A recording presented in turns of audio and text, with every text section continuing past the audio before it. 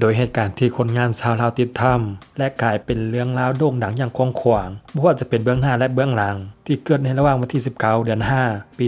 2026ที่เมืองค่ำบ้านพันไส้เมืองล่องแจ้งแขวงไส้สมบูรณ์โดยเกิดน้ำป่าทะลักท่วมนักปิดทางเข้าออกโดยทีมกู้ภัยทั้งในและนอกพยายามช่วยเหลือแต่ก็ช่วยได้เพียง5ชีวิตส่วนอีก2ชีวิตแม่นหายสาบสูญไปแล้วและจำเป็นต้องหยุดภารกิจค้นหาในวันที่7เดือน6ปี2026เนื่องจากโครงสร้างถ้ำถล่มและน้ำท่วมสูงสร้างความโศกเศร้าให้แก่ญาติพี่น้องของผู้สูญหายของ2ครอบครัวการสูญหายของ2คนนั้นได้สร้างความลึกลับและกลายเป็นเรื่องราวอาถรรพ์ที่ผู้คนทั้งหลายต่างสันนิษฐานว่า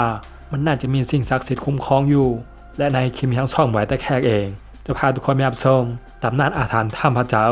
เมืองล่องแจ้งแขวงไส้สมบูรณ์ที่ห้ามเข้าไปลบลู่โดยตำนานนี้เป็นการเล่าปากต่อปากที่เราสืบทอดกันมาในปัจจุบันส่วนจะมีนังนะครับเป็นอะไรกันนั้นก็ลืมฝากกดติดตามแล้วก็ปุ่มซับสไครบ์จากนั้นเข้าไปรับชมฟังพร้อมกันและก็ความโปรดใช้วิจารณญาณในการชมด้วยโดยถ้ำที่เกิดเรื่องราวต่างๆและกลายเป็นประเด็นในปัจจุบันเถิดว่าถ้ำพระเจ้าซึ่งตั้งอยู่เมืองล่องแจ้งโดยช่วงหน้าฝนว่ากันว่าเป็นถ้ำที่อันตรายหลายซึ่งมีปากถ้ำแคบเป็นหูลงเลิกเข้าไปได้ยากและก็มีหลายชั้นหลายเป็นหินน้ำนอกซึ่งก่อนหน้านี้มีบริษัทจากจีนเคยมาสำรวจมาก่อนแล้วและพบว่าภายในถ้ำเองมีแห่หายากหลายชนิดบางถ้ำอาจอนุญาตให้มีการขุดค้นถูกต้องตามกฎหมายแต่บางถ้ำสุดท้ายแล้วก็อาจจะบ่เป็นแบบนั้นแต่โดยความโลภมากของมนุษย์เฮานี่เองมันก็เลยได้กลายเป็นแห่งจูงใจไปลบลู่สิ่งที่แนมบ่เห็นโดยชาวบ้านในบริเวณนั้นพวกเขาเข้าไปในปากถ้ำมีจุดประสงค์ต้องการทรัพย์สมบัติมาครอบครองและเอาไปขายเพื่อเลี้ยงปากเลี้ยงท้องของพวกเขาแต่ภัยสงฆ์ว่าก่อนหน้านั้นหลายร้อยปีมาแล้วบริเวณนี้ครั้งหนึ่งเคยเป็นพื้นที่ต้องคำสาปและมีเรื่องเล่าอาถรรพ์ที่มีการเล่าสืบต่อกันมาหลายรุ่นดินแดนที่ผูกพันกับอาถรรพ์ผูกพันกับคำสาปมาแต่โบราณกาลบวกกับความเชื่อที่อยู่เหนือธรรมศาสตร์ก็เป็นสิ่งที่ไผบ่สามารถหลีกเลี่ยงได้บ่ว่าจะเป็นพวกผีบังบดพญานาคเป็นสิ่งสารสาต่างๆพอดังเล่าแบบนี้มันมีหลายตำนานเกิดขึ้นมาแล้วโดยจะบอกว่าพื้นที่ในสป.ลาวส่วนหลายเป็นภูเขาป่าไม้ป่าดงดิบทุกบ้อนล้วนแต่มีตำนานที่คนโบราณเล่าสืบต่อกันมารวมถึงการทุดงของพระเกจิอาจารย์ทางฝั่งลาวหรือว่าไทยเองซึ่งมักจาริกทุดงและแสวงบุญไปตามภูเขาหรือว่าป่าดงทึบนาเพราะแต่ละบ้อนล้วนแต่มีตำนานภูเขาต่างๆจะมีถ้ำอยู่บางถ้ำจะเป็นถ้ำของมนุษย์โบราณบางถ้ำจะเป็นถ้ำเก็บทรัพย์สมบัติของบรรพบุรุษที่ต้องการเฝ้ารักษาเหมือนกับคนสมัยก่อนเวลามีทรัพย์สมบัติและห่วงทรัพย์สมบัติหลายบ่มีผู้สืบทอดเวลาตายไปแล้วก็จะนำทรัพย์สมบัติไปเสี่ยงเอาไว้พร้อมกับทรัพย์แสงต่างๆถ้าหากภายลักขอให้ไม่อันเป็นไปเว้นแต่จะได้รับอนุญาตเท่านั้น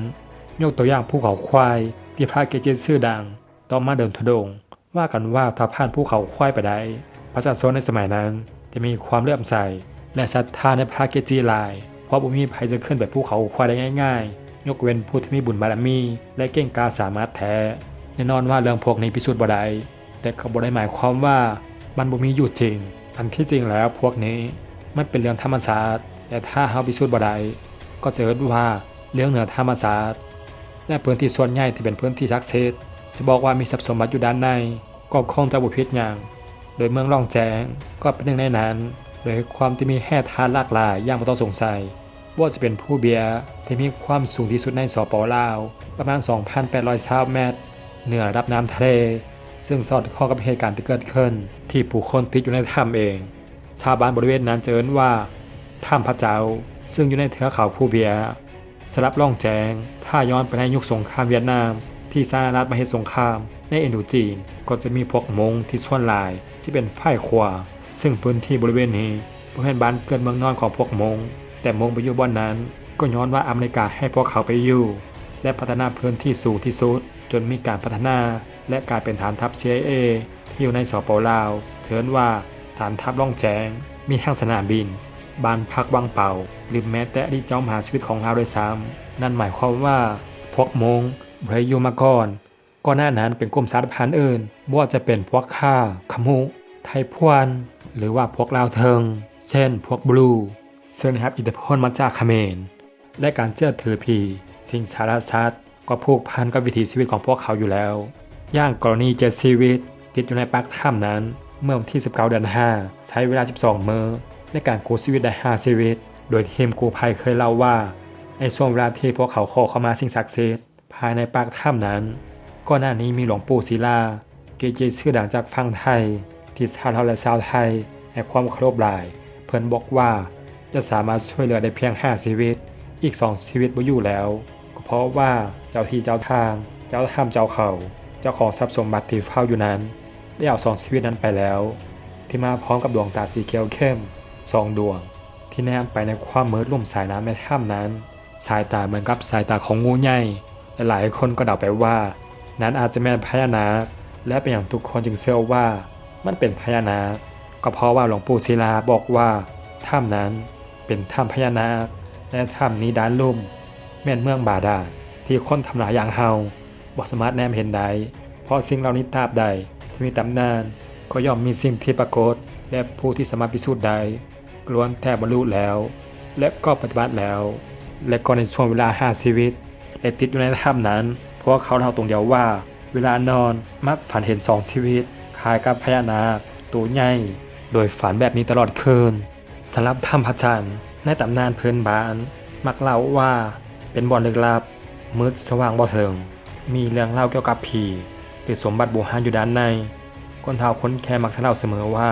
ถ้าว่าเข้าไปโดยบ่ขอขมาอาจจะหลงทางคือว่าตอนกลางคืนจะมีเสียงแปลกๆบางคนเห็นแสงประหลาดอยู่ในถ้ำมีฟูเฝ้าปกปักรักษาทรัพย์สมบัติในหลายตำนานถ้ำนี้จะเป็นบ่อนทดสอบความกล้าหาญของตัวละครก่อนจะได้พบกับความจริงหรือสมบัติลับทั้ง6 คนยืนตกใจแน่ไปอ้อมๆอยู่ๆประตูหินก็เปิดออกช้าๆพร้อมเสียงคือถูกกันดังๆข้างในเป็นห้องกว้างใหญ่มีโคมไฟสีฟ้าลุกเองตามถ้ำกลางห้องมีหีบเก่าๆเช่นค่ำตั้งอยู่เทิงแท่นหินสมบัติแท้ๆชายคนหนึ่งห้องขึ้นมาและแล่นเข้าไป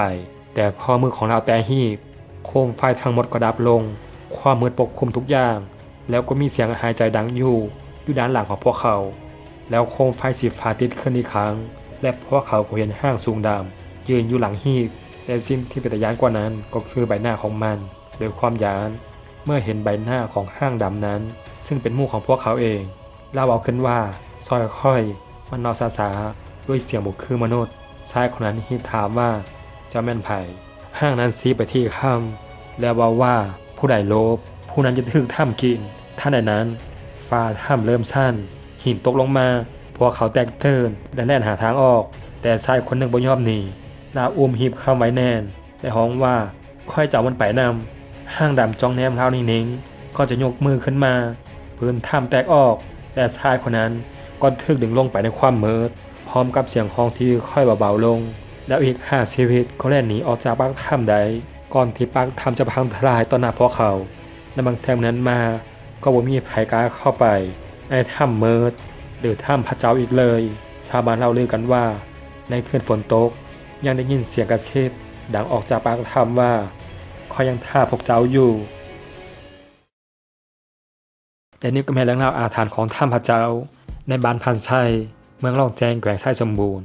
โดยเรื่องราวทั้งหมดนี้เกิดมาจากความโลภของมนุษย์ที่ไปล่วงเกินสิ่งที่แนบบ่เห็นส่วนอีก2 ชีวิตที่หายสาบสูญนั้นทางครอบครัวของผู้สูญหายต่างเสียอกเสียใจกันทั่วหน้า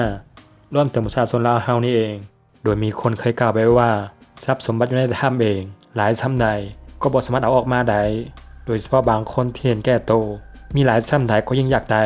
บ่ฮู้ว่าสิ่งลึกลับที่เฮาแนบบ่เห็นจะมาหลอกหลอนและก็มาตามเอาชีวิตโดยสิ่งศักดิ์สิทธิ์อาจจะเบิ่งเฮาอยู่แต่ว่าถ้านักเกินไปก็หมายถึงการไปลบหลู่แล้วและจากคนที่ติดถ้ำในครั้งนั้นก็กลายเป็นบทเรียนครั้งใหญ่ที่สุดที่บ่สามารถแลกกับการหาเงินจุนเจือเพื่อมาเอาทรัพย์สมบัติในถ้ำใดโดยพวกเขาทั้ง5 ชีวิตนั้นก็จำใจต้องคืนทรัพย์สมบัติและบ่หันกลับมาอีกเลยส่วนอีก2 ชีวิตที่สูญหายนั้นทางครอบครัวของเพิ่นเองก็อาจจะได้รับเงินจำนวนหนึ่งในการช่วยเหลือให้สู้ชีวิตต่อไปแต่ครั้งหน้าถ้าใครใจกล้าหรือไปลบหลู่สิ่งศักดิ์สิทธิ์ต่างๆบ่เพียงแต่ในถ้ำนี้คอยเชื่อว่าในหลายบ่อในสปป.ลาวก็ยังมีคำสาปหลงเหลืออยู่และคิดว่าท่านอาจจะไม่ได้กลับออกมาอีกเลยเพราะว่าบ่แม่นทุกคนจะโชคดีเสมอไปและไผรู้ว่าการเข้าไปหาค่ำที่สนุกสนานอาจเป็นการต้องแลกมาด้วยชีวิตที่บ่มีวันลืมนั่นเองแล้วทุกคนได้มีความคิดเอาใด ท่านเชื่อเรื่องคำสาปแบบนี้หรือบ่ก็สามารถคอมเมนต์มาได้ด้านลุ่มโดนี้เลยเอาเป็นว่าถ้าใครมาคลิปนี้ก็ช่วยกดไลค์กดแชร์ส่วนคลิปหน้าจะเกี่ยวกับแบบนั้นก็เรียกว่าพักวงมิตาแล้วก็ปุ่มซับสไครต์เพื่อจะพาคลิปใหม่ๆอีก2 ของหมายตะแคกสำหรับคลิปนี้สบายดี